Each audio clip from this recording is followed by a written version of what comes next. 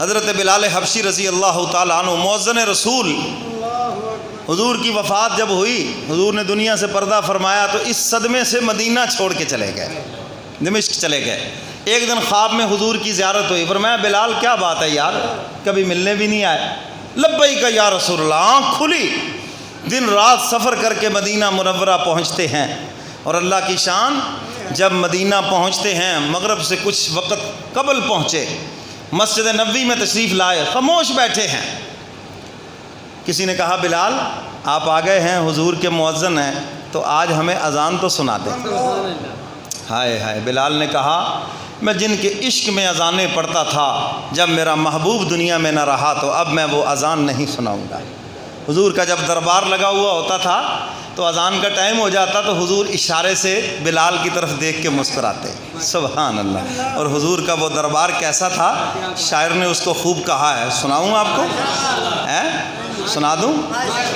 محمد دا دربار جنت دا ٹکڑا،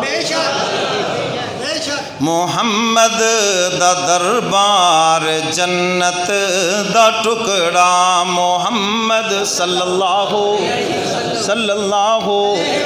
محمد دا دربار جنت دا ٹکڑا، صبح و شام نوری سلامی کریں دے۔ کیوں جی، حضور کا دربار، حضور کا روضہ جنت کا ٹکڑا ہے یا نہیں؟ یہ جذبات کی بات نہیں، ایمان کی بات ہے۔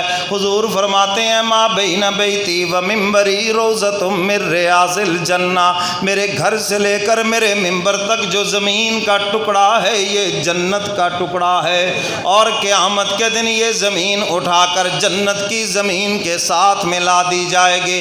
محمد دا دربار جنت دا ٹکڑا، صبح و شام نوری سلامی کریں دے، ادب دا مقام گناہگار بندے۔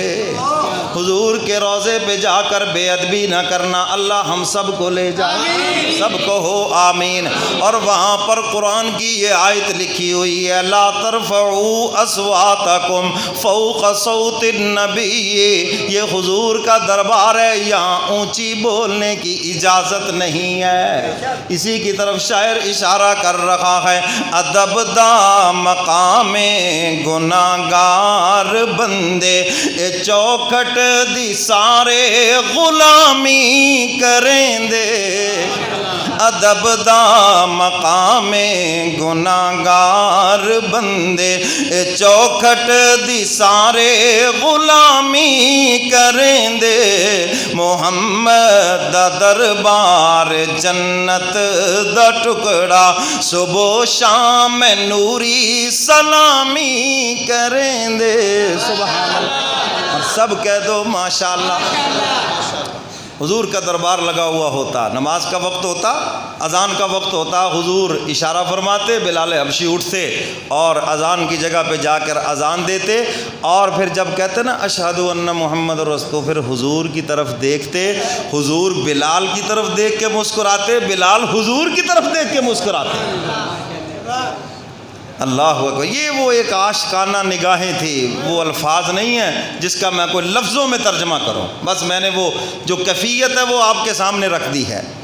تو حضرت بلال حبشی سے کہا گیا آپ اذان سنائیں، فرمایا جن کے عشق میں اذان ازل سے ہی تیرے عشق کا ترانہ رہی، وہ اقبال بھی کہتا ہے نا، تو جن کے عشق میں اذانیں دیتا تھا، جب وہ نہ رہے تو اب میں اذان نہیں سنا سکتا۔ سیدنا فاروق اعظم سے کہا گیا آپ امیر المومنین ہیں، آپ حکم دیں، حضرت بلال حبشی اذان سنائیں۔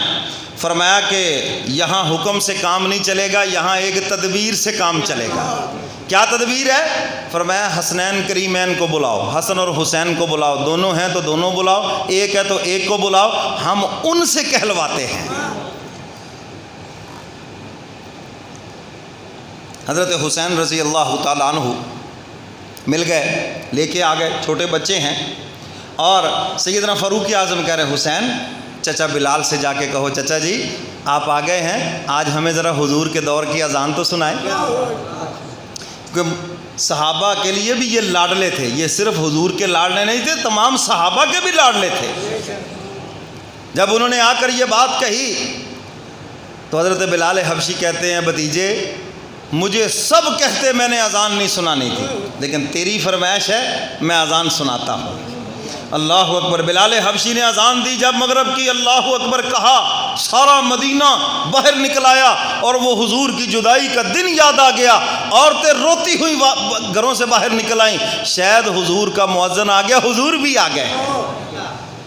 اور جب بلال حبشی نے اشہد ان محمد رسول اللہ کہا اور گردن گھما کر اس جگہ کی طرف دیکھا جہاں حضور بیٹھے مسکرا رہے ہوتے تھے، جب حضور کو نہ پایا تو بے ہوش ہو کے زمین پہ گر پڑے اور اذان مکمل نہ کر سکے۔ کسی اور صحابی نے کھڑے ہو کر اذان مکمل کی۔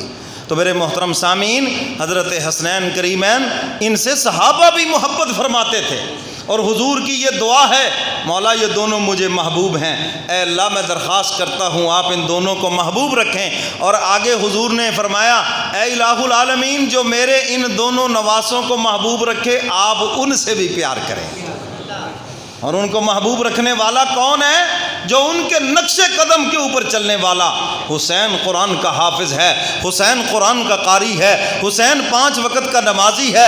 ارے حسین تو میرے کملی والے پیغمبر کے دین کا پہرے دار ہے، جو اس طرح دین کے اوپر چلے گا وہی حسینی کہلانے کا مستحق ہے۔ سمجھے بات سمجھ آئی کہ نہیں؟ ہاں، وہ ہے حسین سے پیار کرنے والا، وہ ہے حسن سے پیار کرنے والا۔